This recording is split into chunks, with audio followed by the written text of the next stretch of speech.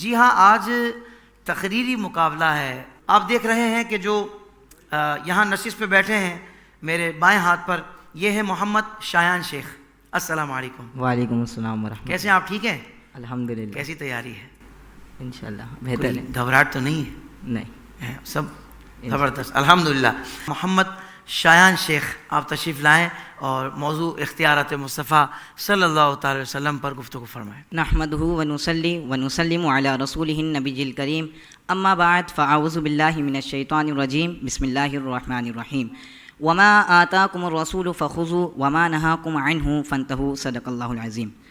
رسول اکرم صلی اللہ علیہ وآلہ وسلم کے اختیارات و تصرفات ایک ایسا موضوع ہے جس کے اوپر عہد رسالت سے لے کر عصر حاضر تک ملت اسلامیہ کا یہ اتفاق رہا ہے کہ حضور علیہ السلام مختار کل ہیں، مگر آج کچھ لوگ یہ سمجھنے اور پہچاننے سے قاصر ہیں. اختیار کے معنی اپنی مرضی اور خواہش کے مطابق کسی کام کرنے کی قدرت، گویا اپنے قصد و ارادے سے کسی کام کو سر انجام دینا اختیار کہلاتا ہے. اور اللہ رب العزت نے جناب محمد مصطفیٰ صلی اللہ علیہ وسلم کو اختیارات عطا فرمائے اور آپ کو مالک کے حل و حرم کے منصب پر فائز فرمایا اور آپ کو اپنا نائب اعظم بنا دیا. جیسا کہ قرآن مجید کی متعدد آیات میں سے سورہ حشر کی ایک آیت میں ارشاد فرمایا وما آتاکم الرسول فخذوا وما نہاکم عنہ فانتہوا. اور رسول جو کچھ تمہیں عطا فرمائے وہ لے لو اور جس سے تمہیں منع فرمائے تو تم باز رہو. اب حضور کے اختیارات ایسے ہیں کہ اللہ نے یہ نہ فرمایا کہ رسول کے روکنے اور رسول کے حکم دینے کا کوئی اعتبار نہیں. اللہ نے یہ بھی نہیں فرمایا کہ جب میری جانب سے میرا حکم دیں تو مانا جائے گا، بلکہ ڈائریکٹ اس طرح کی بات کی گئی کہ جو محبوب دیں وہ لے لو اور جس سے محبوب روک دیں اس سے رک جاؤ. اسی لیے اس سے یہ بات واضح ہو جاتی ہے کہ اللہ رب العزت نے اپنے نبی محمد رسول اللہ صلی اللہ علیہ وسلم کو اختیارات عطا فرمائے اور دین کے معاملہ میں خلیفہ مطلق بنا کر اپنا نائب اعظم بنا دیا. اور خود حضور علیہ السلام نے فرمایا، ترمذی شریف میں ہے کہ میرے دو وزیر جبریل و میکائیل آسمان میں ہیں اور میرے دو وزیر ابو بکر و عمر رضی اللہ عنہما زمین میں ہیں. اس حدیث مبارکہ سے یہ معلوم ہوا کہ حضور علیہ السلام زمین و آسمان کی سلطنت کے عظیم الشان بادشاہ ہیں، کیونکہ وزیر بادشاہ کے ہوا کرتے ہیں اور بادشاہت اسی کے پاس ہوتی ہے جس کے پاس اختیارات ہوں. اور جناب محبوب رب العالمین صلی اللہ علیہ وسلم کے پاس اختیارات بھی ایسے کہ بخاری شریف میں فرمایا اعطیت مفاتیح خزائن الارض، یعنی مجھے زمین کے خزانوں کی کنجیاں عطا فرما دی گئی. اب ذرا خیال کریں، زمین کے خزانوں کی کنجیوں کی کوئی حد ہے؟ جو کچھ زمین پر ہے، انسان، حیوانات، پھل، سونا، چاندی، یہ سب زمین کے خزانے ہیں اور میرے آقا ان سب کے مالک ہیں، کیونکہ کنجیاں مالک کے پاس ہوتی ہیں اور یہ سب میرے آقا کے قبضہ و اختیار میں ہیں. تو پھر میں کیوں نہ کہوں انہیں خدا نے کیا اپنے ملک کا مالک، انہی کے قبضے میں رب کے خزانے آئے ہیں. اور پھر پیارے آقا علیہ الصلوۃ والسلام نے اسی لیے تو فرمایا، ترمذی شریف میں ہے انما انا قاسم واللہ یؤتی، کہ میں اللہ تبارک و تعالی عطا کرنے والا ہے اور میں تقسیم کرنے والا ہوں. اور میرے آقا صلی اللہ علیہ وسلم کے اختیارات صرف یہاں تک ہی محدود نہیں رہے، بلکہ اللہ تبارک و تعالی نے حضور علیہ السلام کو شریعت بتانے والا اور شریعت بنانے والا بھی بنایا ہے. جیسا کہ بخاری شریف میں ہے کہ حضور علیہ السلام نے ایک شخص سے گھوڑا خرید فرمایا، مگر بعد میں اس اعرابی نے اس بیع سے انکار کر دیا اور کہا کہ اگر آپ نے گھوڑا خریدا ہے تو کوئی گواہ پیش کیجئے. اتنے میں حضرت خزیمہ نے عرض کی یا رسول اللہ میں گواہی دیتا ہوں کہ آپ نے یہ گھوڑا خرید فرمایا ہے. حضور علیہ السلام نے فرمایا تم کیوں کر گواہی دے رہے ہو جبکہ تم نے تو اس تجارت کو دیکھا ہی نہ تھا. حضرت خزیمہ نے عرض کیا یا رسول اللہ دیکھا تو رب تعالیٰ کو بھی نہیں ہے، مگر آپ کی زبان مبارک سے سن کر اللہ کی وحدانیت اور باقی تمام چیزوں پر گواہی دی ہے، تو کیا ایک گھوڑا ان چیزوں سے بڑھ کر ہے؟ اب ذرا قرآن کا حکم سورہ طلاق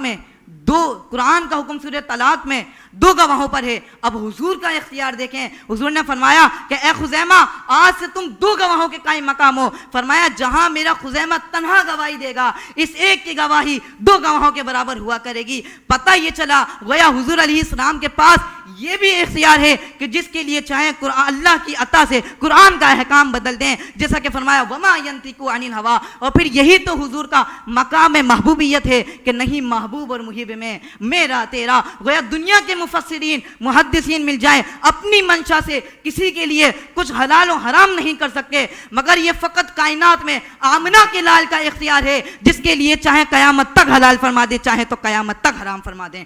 اور آخر میں بتانا چاہوں گا کہ میرے آقا کیسے کیسے اختیارات کے مالک ہیں۔ پیارے آقا کا بے جان کنکروں پر اختیار ایسا کہ وہ کلمہ پڑھنے لگ جائیں، آپ درخت کو بلائیں تو درخت آپ کا حکم پا کر حاضر خدمت ہو جائے، آپ جانوروں سے کلام فرمائے، اپنے جانثار کو خوش شاک عطا فرمائے تو وہ لوہے کی چمکدار تلوار بن جائے، انسان پر اختیار ایسا کہ نکلی ہوئی آنکھ واپس لگا دیں، آسمان پر اختیار ایسا کہ آپ کے اشارے ابرو سے بادل بارش برسائے بھی، بادل بارش ختم بھی کرے، یہ جنت پر اختیار ایسا کہ پیارے آقا فرش پر کھڑے ہو کر جنت کا خوشہ پکڑنے پر مختار ہیں، اشارہ کریں تو چاند دو ٹکڑے ہو جائے، سورج پر اختیار ایسا کہ ڈوبا ہوا سورج واپس اپنی جگہ پر آ جائے۔ اسی لیے تو اعلیٰ حضرت نے ہدایت بخشش میں فرمایا کہ اشارے سے چاند چیر دیا، چھپے ہوئے خور کو پھیر دیا، گئے ہوئے دن کو اسرے کیا، یہ تاب و تبا تمہارے لیے۔ میرے آقا یہ اختیارات آپ کے لیے، غرض یہ کہ ہر عرشی فرشی چیز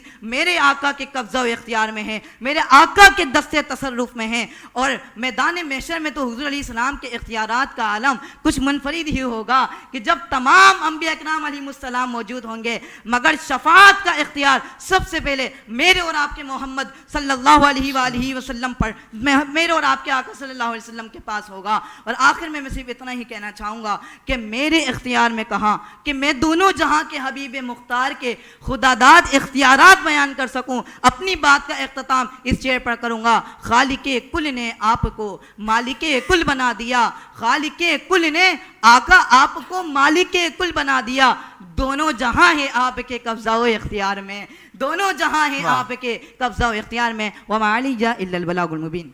واہ واہ واہ واہ واہ واہ، سبحان اللہ سبحان اللہ سبحان اللہ، کیا بات ہے بھائی، ماشاءاللہ۔ محمد شایان شیخ بہت ہی زبردست انداز میں، کبھی کبھی ایسا بھی ہوتا ہے کسی کو انڈر اسٹیمیٹ کیا جا رہا ہوتا ہے کہ بھائی یہ تو چھوٹے سے ہیں، یہ کیا کریں گے، ہیں؟ پھر جب وہ بندہ اپنے جوہر دکھاتا ہے اور وہ کہتے ہیں نا ان ایکسپیکٹڈ، تو پھر واقعی حیرانگی ہوتی ہے۔ اور واقعی اس نوجوان کے بارے میں میری تو یہی رائے ہے کہ جس خوبصورت انداز سے انہوں نے اپنی حاضری پیش کی ہے، میں اتنی زیادہ توقع نہیں کر رہا تھا، مگر انہوں نے بہت ہی خوبصورت انداز سے یہ ماشاءاللہ اس عنوان پر گفتگو کی ہے۔ قبلہ پروفیسر صاحب آپ کیا ارشاد فرمائیں گے ہمارے محمد شایان شیخ کے تقریر کے بارے میں؟ میں تو ان کا ہی کیا، ہر وہ شخص جو حضور سے پیار کرتا ہے اور کسی بھی انداز سے بات کر رہا ہو، وہ سب سے معتبر اور سب سے بڑا ہے، وہ واہ واہ واہ، سب سے بڑا ہے۔ وہ تقریر وقریر تو کیا چیز ہوتی ہے، اصل تو حضور سے محبت ہے، سبحان اظہار کا اللہ۔ سلیقہ ہے۔ مختصراً کہوں گا، قدرت کہا جاتا ہے، قدرت نہیں، قاصر اور کاسر میں فرق ہے۔ کاسر کسر سے بالکل الگ ہو جاتا ہے، کہلاتا ہے اور کہلاتا ہے میں بڑا فرق ہے، ایسے اور ایسے میں فرق ہے۔ گفتگو کا انداز اچھا تھا، باڈی لینگویج اچھی تھی آپ کی، لہجہ اچھا تھا، اتار چڑھاؤ سب کچھ بہتر تھا۔ بقیہ تو یہ ہے کہ جو فیصلہ آئے گا وہ پھر آپ انشاءاللہ تعالیٰ دیکھ لیں گے۔ واہ واہ، زبردست۔ جی شیخ صاحب کیا ارشاد فرمائیں گے؟ ماشاءاللہ ان کی ایک بنیادی اور انفرادی جو خصوصیت میں نے دیکھی وہ ہے ان کی باڈی لینگویج۔ واہ واہ، بہت مایاناز انداز سے یہ اپنی باڈی لینگویج کا یوز کر رہے تھے اور اوور آل بہت زبردست تھا، لیکن چند ایک باتیں مزید نکھار کے لیے جو نوٹ کی گئیں۔ ادائیگی الفاظ میں جیسے کافی الفاظ اچھے ادا کیے، لیکن جیسے ایک لفظ انہوں نے منفرد بول دیا، تو منفرد نہیں ہوگا، منفرد ہوگا۔ ٹھیک۔ اچھا، اسی طرح سے اور بھی ہمارے جو پارٹیسپینٹس ہیں اور بھی جو مقررین ہمارے ناظرین میں ہمیں سن رہے ہیں، ایک چیز سے ایگری کریں گے کہ ایک خطیب کے لیے، ایک اسپیکر کے لیے ایک بہت ہی یوں سمجھے ہڈن چیز ہے، لوگوں پہ نمایاں نہیں ہوتی، اور وہ یہ ہے کہ جب بندہ بات کر رہا ہو اور خاص طور پہ جوش خطابت میں، تو اس کا دماغ اس کی زبان سے زیادہ تیز چلے۔ جب اس کا مائنڈ اس کی زبان سے زیادہ تیز چلتا ہے تو الفاظ یوں مرتب ہونا شروع ہوتے ہیں اور زبان سے تکلم ہونا شروع ہو جاتا ہے۔ جب ایسا ہونے لگتا ہے تو پھر انسان کے فمبل نہیں آتے، اس کی زبان نہیں پھسلتی، پھر اس کے الفاظ نہیں پھسلتے۔ بس اس چیز پہ تھوڑی سی محنت کریں۔ 5 امیدواروں میں سے جن 3 امیدواروں نے اگلے راؤنڈ کے لیے کوالیفائی کر لیا ہے، وہ 3 نام یہ ہیں۔ پہلا نام ہے حامد رضا، دوسرا نام ہے احمد رضا، اور تیسرا نام ہے شایان شیخ۔ تو ان تینوں کو مبارک ہو کہ آپ ہمارے اگلے راؤنڈ میں اب جائیں گے انشاءاللہ، اور وہ ہمارا فائنل راؤنڈ ہوگا، اور اس میں سے ہم ایک ونر کو تلاش کریں گے کہ وہ مقابلہ جیتنے والے کون ہیں.